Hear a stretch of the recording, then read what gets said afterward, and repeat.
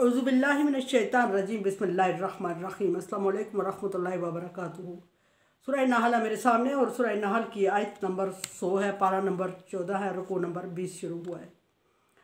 आयत नंबर 98 से अल्लाह तबारक व तआला ने बात की कि फरमाया कि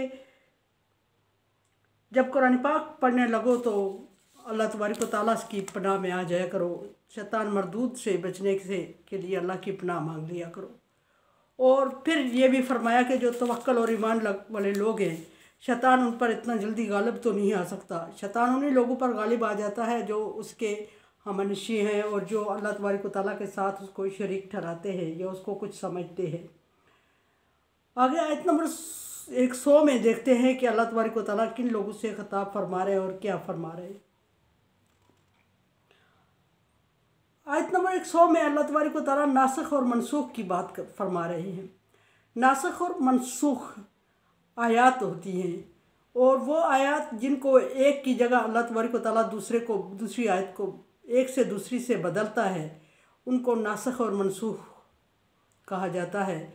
बाज़ दफ़ा अहकामात की तब्दीली होती है, बाज़ दफ़ा अल्फाज की तब्दीली होती है और जो हुक्म हटाया जाता है जगह से या ख़त्म किया जाता है उसको मनसूख कहा जाता है और उसकी जगह जो हुक्म या जो अल्फाज जो आयात लाई जाती हैं उनको नासख कहा जाता है। शुरू इस्लाम में कुछ आयात नाज़िल हुई और वो उस वक्त के दस्तूर के मुताबिक थी, बाद में या शरीयत के मुताबिक या सहम थी इल्हामी किताबों के, और बाद में उन आयात को तब्दील करने की ज़रूरत पेश आई। तो जूँ जूँ इस्लाम बढ़ता गया, जूँ जूँ इस्लाम दायरा कार इस्लाम का बढ़ता गया, जूँ जूँ मसाइल में इजाफ़ा होता गया और जूँ जूँ अल्लाह तबारक व तआला मसाइल के मुताबिक आयात नाज़िल फरमाते गए और जूँ जूँ आयात नाज़िल फरमाते गए तो उन आयात को कुरान पाक में लिखने की ज़िम्मेदारी नबी सल्लल्लाहु अलैहि वसल्लम ने लगाई बाज़ सहाबाए कराम की, और बाज़ सहाबाए कराम इसमें लिखारी हुए और वो लिखने का सरअंजाम देते थे। और एक ये जो कुरान पाक की तरतीब है, हमारे पास तक तरतीब नज़ुली नहीं है, ये बाद में तरतीब दिया गया। इसको नबी सल्लल्लाहु अलैहि वसल्लम को जैसे जैसे अल्लाह तबारक व तआला ने बताया फरमाया उस तरह आप सल्लल्लाहु अलैहि वसल्लम ने इसको तरतीब दिया। इस तरतीब को तरतीब तौक़ीफ़ी कहते हैं, तवक्कुफ़ से तौक़ीफ़ी। और नबी सल्लल्लाहु अलैहि वसल्लम ने इसी तरह इसको एक आयत के साथ दूसरी को कौन सी आयत किसके साथ लिखनी है, किसके बाद लिखनी है, इस तरह एक सूरत तरतीब दी। इसी तरह कुछ आयात नबी सल्लल्लाहु अलैहि वसल्लम को हुक्म हुआ कि उनको मनसूख कर दिया जाए। शुरू में इस्लाम का इम्प्लीमेंट करने के लिए कुछ अहकामात थोड़े से चेंज लाए और फिर जब मुसलमानों का ईमान पुख्ता हो गया और उन अहकामात कुछ वसी हुए, कुछ बड़े, कुछ कम किए गए, तो अल्लाह तबारक व तआला ने कुछ आयात को मिटाने का हुक्म दिया। कुछ आयात ऐसी हैं जो बिल्कुल ही उठा दी गई थी और कुछ आयात ऐसी हैं जो मौजूद तो हैं कुरान पाक में लेकिन उनके हुक्म मनसूख कर दिया गया।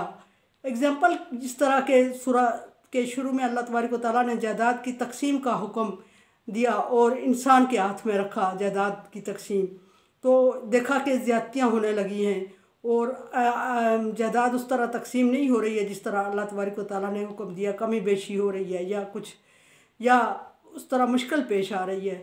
तो अल्लाह तबारक व तआला ने सूरह निसा में जायदाद की तकसीम खुद फरमा दी। तो इस तरह पहली जो आयत थी वो मौजूद तो है लेकिन उसके अहकामात मनसूख कर दिए गए, उस पर इम्प्लीमेंट नहीं हो रहा है, तो उसको मनसूख कहते हैं। और जो सूरह निसा में आयत है तकसीम विरासत की, उसको नासख कहा जाता है। ये तफजील है नासख और मनसूख की। नासख और मनसूख नबी सल्लल्लाहु अलैहि वसल्लम के इख्तियार में नहीं था और आप सल्लल्लाहु अलैहि वसल्लम को यह हक़ भी नहीं था। आप सल्लल्लाहु अलैहि वसल्लम वही करते थे जो अल्लाह तबारक व तआला का हुक्म होता, बल्कि सारे पैगम्बरों ने वही किया जो अल्लाह तबारक व तआला का हुक्म हुआ।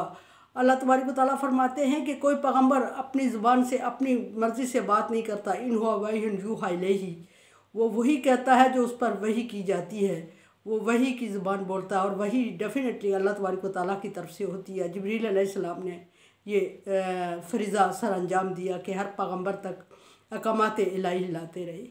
बहरहाल बात दूसरी तरफ जा रही है कि नबी सल्लल्लाहु अलैहि वसल्लम ने जब मनसूख आयात का हुक्म सुनाया और कुछ आयात को मनसूख किया, कुछ को मिटा दिया, कुछ को आयत को तो रही लेकिन उसके अहकामात को मनसूख कर दिया गया, उसका इम्प्लीमेंट मनसूख हुआ, तो मुनकरीन इस्लाम ने को जो तो बहाने और ज़रा से जवाज़ ढूंढते थे आप सल्लल्लाहु अलैहि वसल्लम को परेशान करने के, उनको एक बात हाथ लग गई कि आयात नबी सल्लल्लाहु अलैहि वसल्लम मनसूख ये हुक्म पहले फरमाया और बाद में इनकार कर रहे।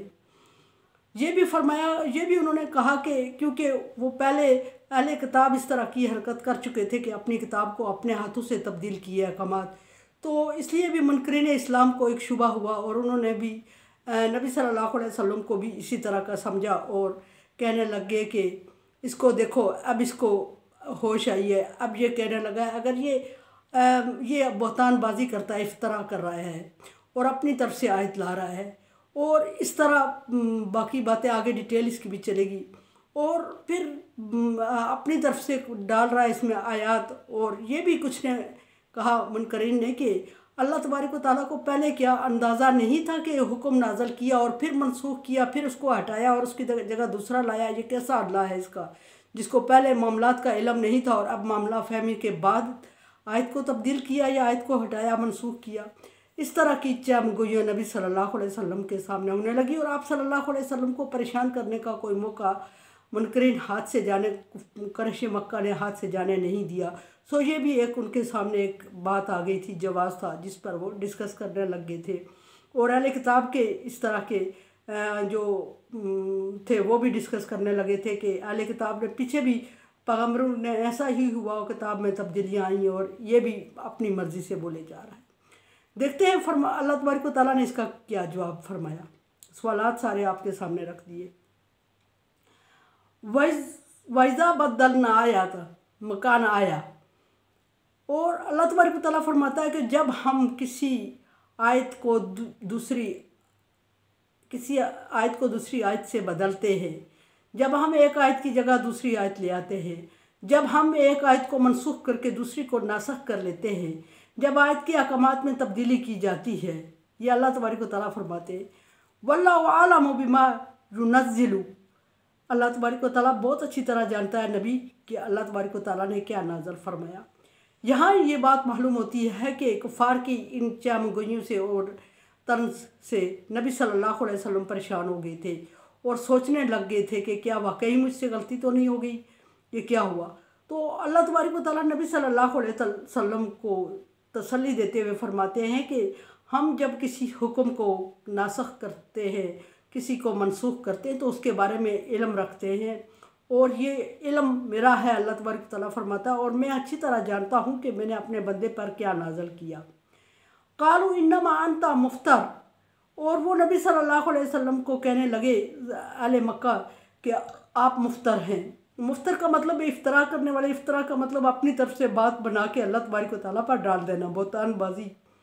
और जो बात आप अल्लाह की पहले भी नबी सल्लल्लाहु अलैहि वसल्लम को कह चुके थे इस तरह के अल्फाज कि अंता मुफ्तर, कि तू अपनी तरफ से बातें बना रहा है, कोई वही नहीं आ रही है तुझ पर, कोई अहकामात नाज़िल नहीं हो रहे, और अहकामात अगर नाज़िल होते तो वे एक ही जैसे होते, और अहकामात अगर नाज़िल होते तो तेरा रब क्या इतना नादान है कि उसको पहले अंदाज़ा नहीं था और अब उसको इल्म हुआ और वह अहकामात को बदलने पे मजबूर हो गया? पहले क्यों नहीं किया उसने? पहले ही सही बात नाज़िल क्यों नहीं की कि उसको बदलने की ज़रूरत पेश आई?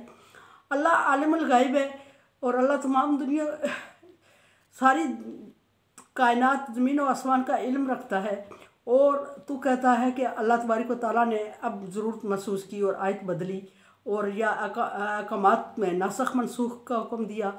ये कैसा अल्लाह है और किस अल्लाह का तारफ़ करवा रहा है तू? और क्या अल्लाह तबारक व तआला के इल्म में बात नहीं है, इल्म नहीं है, नॉलेज नहीं है उसको? वो किस तरह की बात कर चुका और अब दोबारा उसको ज़रूरत क्यों पेश आई अपनी ही बात तब्दील करने की?